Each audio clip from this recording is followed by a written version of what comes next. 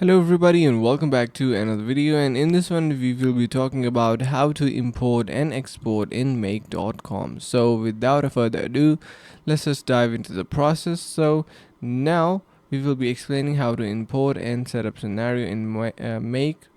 Also it is formerly known as Integromat. So yeah, make sure that you do not just mix up those names. So first of all, you will need to download a blueprint from the blueprint directory. The file will be in the format of name.json file.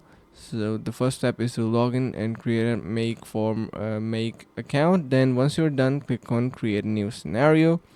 Now we're going to be clicking on continue on the top right side of your screen, and then once on the next screen you want to click on the three dots button and select import blueprints from the option. Click on these three dots in here, click on import blueprints.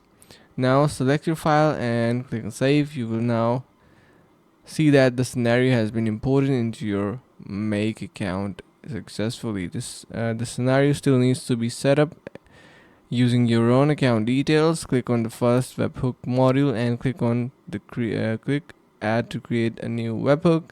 Now copy and paste that webhook URL into correct place with your bot, like in the message after you have asked a question. So now here is the webhook, and you're going to be adding it before your question. Make sure that your hook and your remaining steps, so you will be needing to connect it to your any account you will need. Make will guide you through this process, and any settings required will be copied through from the import scenarios, so you do not have to point it at right spreadsheet, etc. So basically that's how you can import and export in make.io.